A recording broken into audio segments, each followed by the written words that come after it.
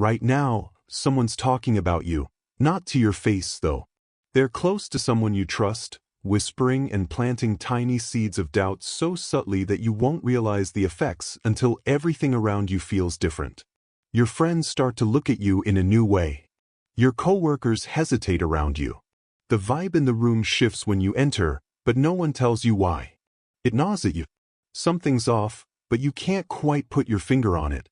And this isn't just a coincidence, it's a calculated move. Someone views you as a threat, and rather than confronting you directly, they're tearing you down behind the scenes. Machiavelli warned us about such behavior long ago, but he also provided a way to counteract it. By the end of this, you'll know just how to respond. Stick around, because this could change everything for you. It's vital to recognize the snake before it strikes. The most dangerous person in any setting isn't usually the loudest one. Keep that in mind. Manipulators don't announce themselves with aggression or hostility. They come with smiles and warmth, asking about you and remembering little details that make you feel appreciated, almost to the point of flattery. That's your first red flag. Machiavelli understood something many overlook.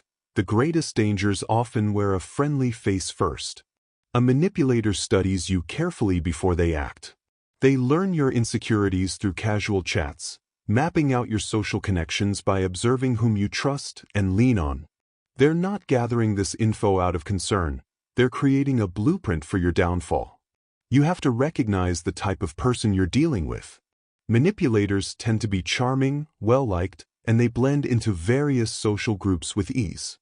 People feel comfortable around them because they seem to reflect emotions with uncanny accuracy. When you're happy, they celebrate with you. When you're vulnerable, they provide support. But it's all an act. They're collecting data disguised as connection. They share just enough of their own struggles to get you to open up, and that's when the trap snaps shut. Everything you trusted them with becomes ammunition for later use. Machiavelli pointed out that a person who trusts blindly will inevitably be ruined by those who are not trustworthy. This isn't about being cynical, it's about recognizing patterns. The first step in countering this manipulation begins with awareness. You don't have to become paranoid, just become observant. Pay attention to those who ask way too many questions but share little of their own story. Notice those who seem loved by all yet loyal to none. That's your snake, and now you're seeing it before it can strike. So, why this target on your back? Let me reshape how you view what's happened to you. You weren't singled out because you're weak. You're seen as a threat, not in the way that people fear violence or recklessness, but because manipulators see something in you that they fear. Maybe it's your authenticity, your talent, or the natural way people are drawn to you without effort. That alone is enough to make you a target. Grasp this truth. Manipulators don't waste effort on those beneath them. They don't plot against people who pose no risk. If someone has started a campaign to tarnish your reputation, it's because your reputation was gaining power, a power they felt threatened by. Machiavelli noted that envy is often the underlying force behind political ruin, not hatred. It's envy that drives them to see a future where you could surpass them. Instead of rising to meet you, they prefer to drag you down from the shadows where they can hide their hands. Understanding this is crucial for your mental state. Stop asking yourself what you did wrong. You did nothing wrong. Your progress? That's what triggered their offense. Your brilliance exposed their mediocrity without you even realizing it. And that made you intolerable to someone who thrives on controlling others' perceptions. Once you grasp this truth, the shame fades away and the confusion lifts. You won't feel the need to shrink yourself anymore, trying to figure out where you went wrong. Instead, you'll stand a bit taller, recognizing that simply being you forced someone to strategize against you. That isn't weakness. It's proof that you possess a power you may not fully understand yet. Victims aren't targeted by those who plot. Threats are. And whether you realize it or not, you are a threat. Now, let's talk about the isolation play, how they turn the room against you. It's crucial to understand that this wasn't random or chaotic. It's structured, a piece of architecture. Manipulators don't influence others against you by telling outright lies. That would be too obvious and easy to refute. Instead, they work with selective truths. They take genuine moments, real mistakes, or emotions you've shown, and they twist them. They add a tone and context that never existed. They'll whisper to one person, "I'm just worried about them," and to another, "I didn't want to say anything, but have you noticed how they've been acting?" They never directly accuse you. They let others carry the weight of the accusations for them. This tactic, known as triangulation, is one of their most potent weapons. They position themselves at the center of every conversation about you while appearing neutral and concerned, reluctant even. People don't realize they're being led. They think they're forming their own opinions. Yet every opinion was cultivated by the manipulator's careful hands. Machiavelli noted that a wise person acts with intention. So does a skilled manipulator. They isolate you in stages, starting by planting doubt in your closest supporter. Then, they slowly create distance in every relationship, one conversation at a time. By the time you start feeling the gap, the walls are already in place. You walk into a room and sense a chill. People are polite, but the warmth is gone. They include you but don't trust you anymore. And the manipulator sits back quietly, watching their plan unfold. This is the isolation play, subtle, methodical, and most people don't notice it until they're completely alone. But you're not just anyone. Not anymore. The first countermove is simple: stay silent. Here's where most people trip themselves up. They find out what's happening and react. They confront, explain, and defend. They send lengthy messages or pull people aside to say, "Let me give you my side of the story." Every one of those reactions is what the manipulator is waiting for. The moment you respond emotionally, you validate their narrative. If they've painted you as unstable, your anger proves their point. If they say you're dramatic, your lengthy explanation confirms it. If they claim you're difficult, your confrontation seals the deal. You've walked right into a trap they set for you. Machiavelli knew that in conflicts, the one who acts first often loses, not because action is inherently wrong, but because hasty action is never wise. Your first counter move isn't to strike back, it's to hold your silence. Cold, calculated, and steadfast silence. You don't say anything. You don't explain, and you don't defend yourself. Not out of fear. Instead, because you've learned something the manipulator never expected you to grasp. Silence creates a vacuum that makes people uncomfortable. When you don't react, the manipulator loses control of the situation. They planned for your emotional outburst and rehearsed their response. They set up everything to make you look chaotic while they maintained an image of calm. But you gave them nothing to work with, leaving them in a room holding a script with no one to perform against.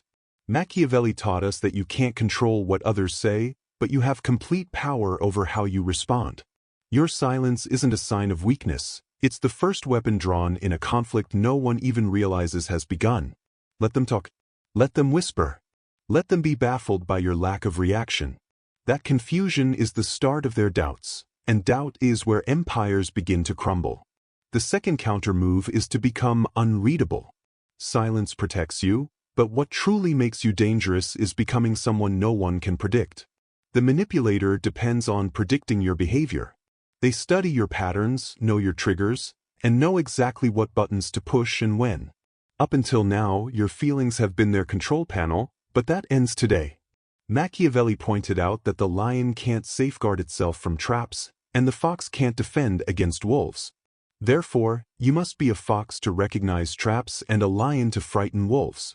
Becoming unreadable is how you take on the role of the fox.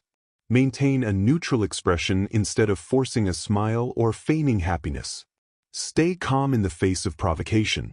When someone reports back what was said about you, your face won't betray any tension. Your voice remains steady, and your gaze unwavering. You become a wall that echoes nothing back. This isn't about hiding your emotions, it's about mastering them. There's a big difference between someone who suppresses feelings and someone who commands them. Manipulators are trained to pick up on micro-expressions, the slight jaw clench, changes in breathing, or when your gaze drops. They feast on those signals like predators tracking prey. When you stop showing those signals, you strip them of their advantage entirely. They'll push harder, escalate their tactics, and create bigger provocations because your calmness frightens them. If a manipulator can't read you, they can't strategize against you, and a manipulator without a strategy is just a person in a room full of lies they can no longer control. Let them scour your face for weakness, and let them find nothing. The third countermove is strategic visibility. Most individuals under attack retreat. They withdraw, get smaller, and stop showing up because every room feels hostile, every glance feels loaded. The burden of false perceptions pushes them into hiding. That's the manipulator's biggest win. It's not about the lies they tell, it's about the fact that they made you step out of the game entirely.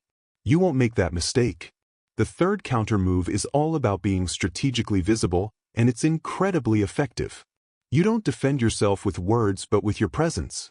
You show up, not louder, not desperate for attention, but with a calm, grounded energy that's unmistakable. You produce results. You deliver work that speaks volumes, drowning out the whispers behind your back. You interact with people normally, warmly, without a hint of bitterness. Machiavelli understood that perception is where all real battles are fought. The manipulator has painted a picture of you as unstable, untrustworthy, and problematic. Your job isn't to argue that portrait, it's to make it laughable by simply being visible in your truth. When people see you operating gracefully under pressure, their perspectives begin to contradict the narrative they've been told. Doubt creeps in. Not doubt about you, but doubt about the person who cast doubt on you. This is a turning point. Every room you enter with your head held high is a silent rebuttal. Every task you complete with excellence serves as evidence that can't be contested. Every calm interaction creates cracks in the manipulator's story. You don't need to convince anyone of anything. Reality speaks for itself now. Let them watch. Let them see the gap between what they've been told and what they experience. That gap is where the manipulator's power starts to fade. The fourth countermove is to divide their alliance. The manipulator didn't turn everyone against you with a single conversation. They built a coalition, one person at a time, through whispers and twisted tales. But here's something they don't want you to realize. Coalitions built on lies are weak. They hold together only as long as no one questions the person behind them. Your fourth countermove is to divide that alliance, not through gossip or countermanipulation or playing their game. You do it through genuine human connection. Approach individuals privately, not to defend yourself or expose the manipulator, but just to reconnect as fellow humans. Ask about their lives. Show genuine interest without any underlying agenda. Allow them to interact with you without the filter of someone else's skewed narrative. Machiavelli pointed out that people are simple and often inclined to believe lies. The ones who turned against you weren't necessarily evil, they were manipulated. When given a chance to see clearly, they often feel deep shame for what they believed. You don't need to turn anyone against the manipulator, you merely need to give them reasons to think for themselves again. One honest conversation at a time, the coalition weakens. One genuine moment at a time, the web unravels. The manipulator assumed you'd never quietly reach those they had tainted. They believed you'd lash out publicly while they worked behind closed doors. Instead, you'll do the opposite. Move in silence. Reconnect with patience, and watch the walls they built around you begin to crumble from within. The fifth countermove is to expose without accusing. There will come a time when the situation is ready. You've been silent, unreadable, present, and have quietly reformed connections with those who turned against you. Now comes the most precise move in your strategy. Let the manipulator expose themselves without you ever pointing a finger. This is about the art of questioning. You don't accuse. Doing so makes you seem bitter and gives the manipulator room to play the victim. Instead, ask simple, innocent questions at the right moments. Questions that force their stories to stand on their own in front of those who are beginning to doubt. Ask someone, "That's interesting. When did they say that?" Or, "I'm curious, what exactly did they say?" Create a space where people can compare notes. When they start comparing notes about a manipulator, contradictions will emerge on their own because the manipulator is telling different versions to different people, tailoring each lie to each audience. Machiavelli knew that the best strategist doesn't take out their enemy directly, they create conditions for the enemy to self-destruct. That's exactly what you're doing. You're not attacking, you're setting the stage for the manipulator to unravel themselves.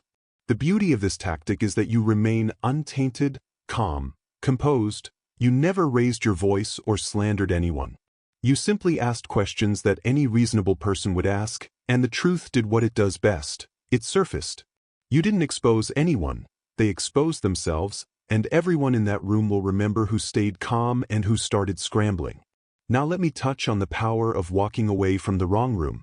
Here's a truth that most strategists won't admit. Sometimes, a room isn't worth saving. Sometimes, the people who've turned against you reveal themselves through their willingness to believe the worst of you. They were never really yours to begin with. That realization, no matter how painful, is one of the most liberating truths you'll come across. Machiavelli wrote about the perils of fighting battles on terrain that benefits your enemy.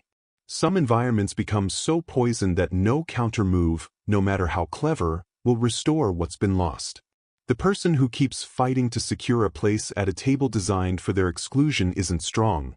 They're enslaved by their need for approval. Walking away isn't retreat. It's the ultimate affirmation of your self-worth. It signals that your energy, peace, and future are far more valuable than the validation of those who chose to believe lies over your character without seeking your truth. Most people fear this move because they associate leaving with losing. But it's actually the opposite. The person who can exit a room that no longer serves them wields a power the manipulator will never grasp. The power of detachment. The manipulator needs the audience, the social structure to survive. Without it, they're nothing. But you're not nothing without that room. You carry your value, skills, and resilience wherever you go. Better rooms will open up, places where your presence is welcomed and celebrated, where your name is spoken with respect in your absence. Don't cling to a space someone else has tainted. Leave it with your dignity intact, and let them wonder where your power comes from as you rebuild somewhere they can't reach. You were never a victim, you were a lesson. Let me tie everything together with the truth. Everything you've been through, the whispers, the isolation, the betrayals, the sleepless nights spent wondering what you did to deserve this, none of it was in vain. Each moment shaped you into something the manipulator could never possess. You were never the victim here. You were the raw material being honed into something unbreakable. Machiavelli didn't write for the comfortable.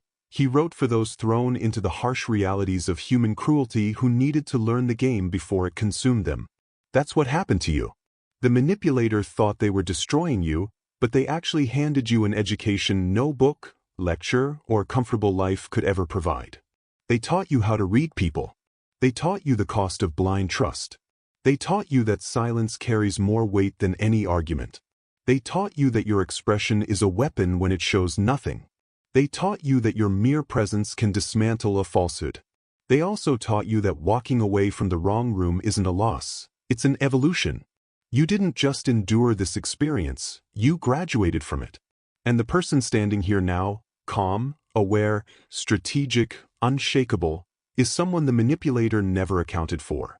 They expected your downfall, your desperation, and to see you begging for acceptance from a rigged room. Instead, they created a person who anticipates their moves before they're made. A person who manages their emotions instead of letting others control them. You're no longer the same person you once were. You're sharper, quieter, and more dangerous in the most dignified way possible. The manipulator lost the moment you shifted from reacting to thinking, and they will continue to lose with everyone else they try this on. Because now, there are people like you in the world who can see right through them. If this resonates with something inside of you, drop the phrase in the comments, "I see the board now." Let that be your declaration. A clear line between who you were and who you've become. And if this is your first time encountering our content, subscribe now, hit like, and turn on notifications. This isn't just a channel, it's a place where the unshakable are forged.